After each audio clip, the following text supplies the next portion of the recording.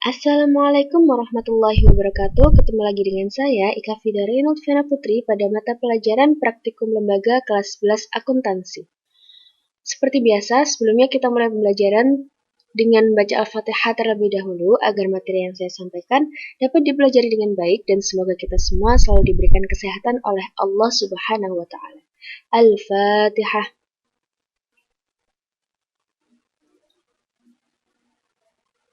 Amin. Kita juga membaca sholawat Maria dulu ya anak-anak. Bismillahirrahmanirrahim. Allahumma sholli sholatan kamilatan wa sallim salaman taman ala sayyidina Muhammadin alladhi tanhalun bihil uqadu wa tanfariju bihil kurabu wa tuqda bihil hawaiju wa tunalu bihil ragaibu وحسن الخواتم ويستسقى الغمام بوجه الكريم وعلى آله وصحبه في كل لمحة ونفس بعدد كل معلوم لك. Oke anak-anak, jangan lupa hari ini absen terlebih dahulu melalui link yang akan saya share di bawah. Nah, materi untuk hari ini adalah mengenai persamaan akuntansi pada akuntansi pemerintah daerah. Di sini untuk kompetensi dasarnya adalah 3.2 menerapkan persamaan dasar akuntansi pemerintah daerah dan 4.2 melakukan pencatatan persamaan dasar akuntansi pemerintah daerah. Lalu untuk tujuan pembelajarannya ada 4. Yang pertama, siswa mampu membuat persamaan akuntansi pemerintah daerah. Yang kedua, siswa mampu membuat persamaan akuntansi pemerintah daerah mengenai transaksi modal awal. Lalu siswa mampu membuat persamaan akuntansi pemerintah daerah mengenai transaksi pengeluaran. Dan yang terakhir, siswa mampu membuat persamaan akuntansi pemerintah daerah mengenai transaksi penerimaan. Kemudian materi pembelajarannya juga ada 4. Yang pertama, persamaan akuntansi pemerintah daerah. Yang kedua, transaksi modal awal. Yang ketiga, transaksi pengeluaran. Dan yang terakhir, transaksi penerimaan. Oke, kita langsung masuk pada rumus persamaan akuntansi ya. Nah, di sini rumus yang paling dasar adalah aset sama dengan kewajiban plus ekuitas. Di sini ada di buku pegangan kalian halaman 36, bisa dibuka. Lalu yang selanjutnya ada aset sama dengan kewajiban plus ekuitas plus pendapatan dikurangi beban. Kemudian ada aset plus beban sama dengan kewajiban plus ekuitas plus pendapatan. Untuk yang selanjutnya ini ada di buku pegangan kalian halaman 38, yaitu aset sama dengan kewajiban plus ekuitas plus pendapatan LO dikurangi beban. Kemudian ada aset plus beban sama dengan kewajiban plus ekuitas plus pendapatan LO. Lalu, yang paling bawah ada belanja plus pengeluaran pembiayaan sama dengan pendapatan LRA plus penerimaan pembiayaan. Sedangkan yang akan kita gunakan untuk pencatatan transaksi, nah ini rumus persamaan yang paling bawah, yaitu mengenai aset plus belanja plus pengeluaran pembiayaan sama dengan kewajiban plus ekuitas dana plus pendapatan plus penerimaan pembiayaan. Oke, seperti yang telah saya katakan tadi bahwa transaksi pengeluaran ada 2 macam, yaitu untuk untuk belanja dan pengeluaran pembiayaan sesuai dengan transaksi ya. Nah, di sini saya contohkan pada soal nomor 2 dan 3. Untuk yang soal nomor 2, terjadi pengeluaran uang untuk belanja barang habis pakai sebesar 300 juta tanpa ada kata pembiayaan, maka ini langsung masuk ke belanja. Sedangkan untuk yang soal nomor 3, pengeluaran untuk pembiayaan gaji pegawai, di sini jelas ada kata pembiayaan, kita masukkan ke pengeluaran pembiayaan. Nah, untuk yang transaksi penerimaan tadi juga ada 2 ya, yaitu untuk pendapatan dan penerimaan pembiayaan. Saya contohkan di soal nomor 4 dan nomor 5. Untuk nomor 4, di sini Pemda menerima pendapatan pajak daerah sebesar 400 juta, tidak ada kata pembiayaan, maka kita masukkan ke kolom pendapatan. Dan untuk yang soal nomor 5, Pemda melakukan aktivitas pembiayaan dengan menerima dari pemerintah pusat. Maka ketika ada kata pembiayaan, kita masukkan ke kolom penerimaan pembiayaan.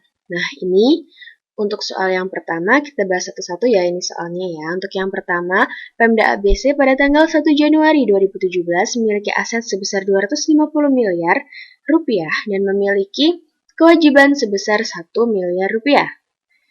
Dalam kolom ini saya tuliskan dalam ribuan rupiah, dalam jutaan rupiah, karena itu yang dicatat tanpa 60 di belakang atau 60 di belakangnya kita hapuskan. Untuk soal yang ini adalah mengenai modal awal. Ya, modal awal yang dimiliki oleh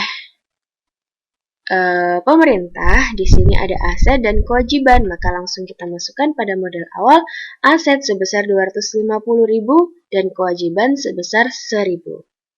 Kita lihat bahwa di sini ada tanda sama dengan, ya, di sini ada tanda sama dengan, seharusnya sebelah sini dan sebelah sini itu harus balance. Tapi kita lihat kan di sini hanya 250.000 dan di sini 1.000, maka yang sebelah kanan kurang berapa?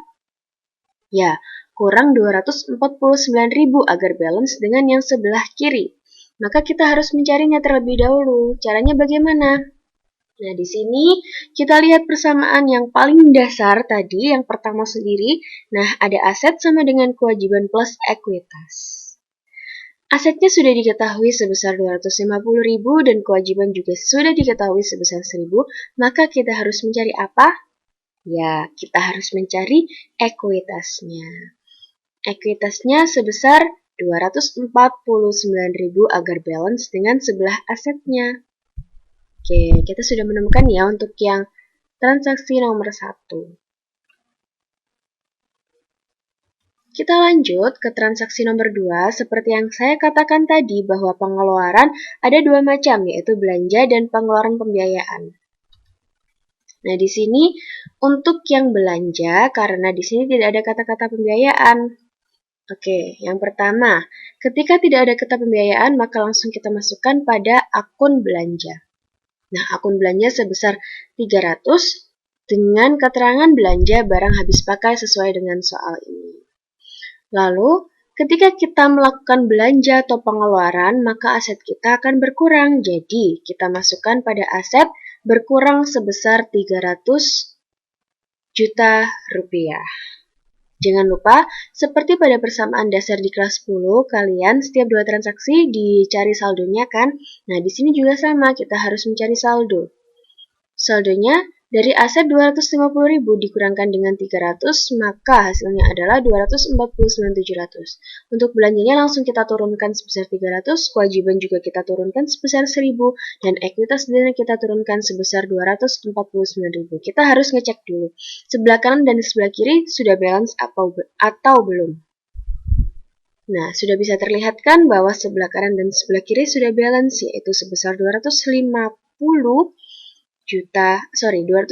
miliar atau 250.000 jika dituliskan di tabel ini.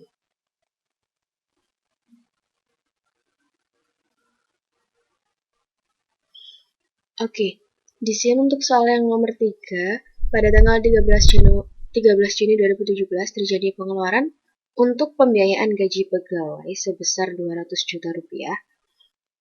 Diketahui di sini pengeluarannya adalah untuk transaksi pembiayaan, maka kita masukkan ke dalam tabel pengeluaran pembiayaan sebesar 200 dengan keterangan biaya gaji pegawai. Lalu sama dengan yang soal nomor 2, ketika kita mengeluarkan untuk suatu pembiayaan, maka aset kita akan berkurang. Jadi dimasukkan ke dalam aset dengan dikurung karena ini mengurangi aset sebesar 200. Jangan lupa dibuatkan saldonya juga. Nah, di sini saldonya untuk yang aset adalah 249.500. Kemudian belanjanya langsung turun sebesar 300, pengeluaran pembiayaan turun sebesar 200, kewajiban turun sebesar 1.000, dan ekuitas dana turun sebesar 249.000. Next, kita masuk ke soal nomor 4. Di sini untuk transaksi penerimaan, seperti yang sudah saya katakan, bahwa untuk transaksi penerimaan yang tanpa kata pembiayaan pada transaksinya, kita masukkan langsung ke ke dalam akun pendapatan. Nah, ke dalam akun pendapatan dengan keterangan pendapatan pajak daerah sebesar 400 sesuai transaksi. Lalu saat kita menerima, maka aset kita akan bertambah. Jadi ini masuk ke aset sebesar 400 tanpa dikurung karena menambah ya. Untuk saldonya, asetnya sebesar 249.900, belanja turun 300, pengeluaran pembiayaan turun 200, kewajiban turun 1000, ekuitas dana turun 249.000 dan pendapatan turun 400. Lanjut ke soal nomor 5. Di sini diketahui bahwa transaksi penerimaannya ada kata pembiayaan, maka masuk ke akun penerimaan pembiayaan sebesar 100 dengan keterangan penerimaan dari pemerintah pusat sesuai transaksi. Nah, sama dengan soal nomor 4, ketika kita menerima, maka aset kita akan bertambah, jadi bertambah sebesar 100. Untuk saldonya, aset 250.000, belanja turun, pengeluaran pembiayaan turun, kewajiban turun, ekuitas dana turun, pendapatan turun, dan yang terakhir, penerimaan pembiayaan pun turun sebesar 100. Kita lanjut di sini ya. Nah, ini untuk persamaan akuntansi pemerintah daerah ABC tadi yang telah kita kerjakan. Nah, kita harus mencari antara sebelah kiri dan sebelah kanan sudah balance atau belum. Nah, di sini untuk jumlah total yang sebelah kiri yaitu 250 miliar 500 juta rupiah. Dan ternyata untuk yang sebelah kanan juga sama 250 miliar 500 juta rupiah. Maka persamaan akuntansi pemerintah daerah ABC sudah balance dan dinyatakan benar. Silakan dipahami. Setelah kalian mempelajari materi mengenai persamaan dasar akuntansi pada akuntansi pemerintah daerah, silakan kalian kerjakan tugas berikut. Tugas 1-5 kalian kerjakan di buku tulis kalian masing-masing, bebas, boleh ditulis soalnya, boleh tidak. Lalu silakan difoto dan dikirimkan melalui Google Classroom. Oke, terima kasih untuk hari ini. Sebelum kita tutup, mari kita membaca doa akhir majelis terlebih dahulu. Subhanakallahumma bihamdik asyhadu an la ilaha illa anta astaghfiruka wa atubu ilaik. Subhanakallahumma bihamdik asyhadu an la ilaha illa anta astaghfiruka wa atubu ilaik. Subhanakallahumma bihamdik asyhadu an la ilaha illa anta astaghfiruka wa atubu ilaik. Subhana rabbika rabbil izzati amma yasifun. Wassalamun alal mursalin walhamdulillahi rabbil alamin. Jika ada pertanyaan bisa langsung ke WhatsApp pribadi atau ke Google Classroom ya. Terima kasih untuk hari ini. Wassalamualaikum warahmatullahi wabarakatuh.